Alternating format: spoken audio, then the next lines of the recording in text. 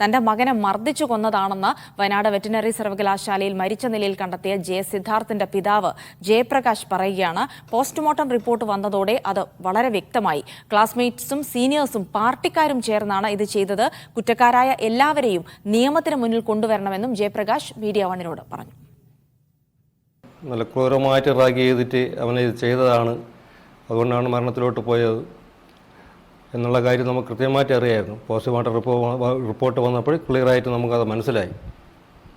നമുക്ക് ആ കേസുമായിട്ട് മുമ്പോട്ട് തന്നെ പോവും. വെറുതെ ഒരു ആരോപണം ആദ്യം ഉന്നയിച്ചതല്ല. പോസ്റ്റ്മോർട്ടം റിപ്പോർട്ട് വന്നപ്പോൾ മനസ്സിലായി ഇതിൽ ഒരിക്കലും അവൻ അത് ചെയ്യില്ല എന്നെനിക്ക് ഉറപ്പുണ്ട്. അവനായിട്ട് അവൻ്റെ ജീവിതം നശിപ്പിക്കില്ല എന്ന് എനിക്ക് നല്ല ഉറപ്പുണ്ട്.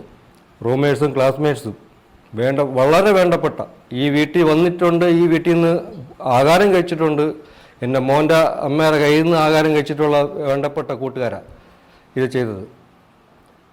പിന്നെ സീനിയേഴ്സും അവിടുത്തെ പാർട്ടിക്കാരും എല്ലാവരും കൂടെ ഇത് ചെയ്തത്. ഇപ്പോഴും എനിക്ക് നിയമത്തിൽ വിശ്വാസമുണ്ട്, ഇതുവരെയ്ക്കും വിശ്വാസമുണ്ട്. അത് ക്ലിയറായിട്ട് വളരെ കറക്റ്റായിട്ട് അന്വേഷണം നടത്തി ഈ എല്ലാ ക്രിമിനലുകളെയും വെളിയിൽ കൊണ്ടുവരണം, അറസ്റ്റ് ചെയ്യണം. അത് എനിക്ക് വേണ്ടി മാത്രമല്ല, എനിക്ക് നീതി കിട്ടാൻ വേണ്ടി മാത്രമല്ല, ഇനി ഒരു ഭാവിയിൽ ഒരു കുട്ടിക്കും അവിടെ ആ കോളേജിൽ നിന്നല്ല ഒരു കോളേജിലും, പ്രൊഫഷണൽ കോളേജാണെങ്കിലും ഏത് കോളേജിലോ ഇങ്ങനെ ഒരു ഗതി ഒരു കുട്ടിക്കും ഉണ്ടാവില്ല, ഒരു മാതാപിതാക്കളും ഉണ്ടാവില്ല, അവർക്കുണ്ടാവില്ല, ഒരിക്കലും ഉണ്ടാവില്ല.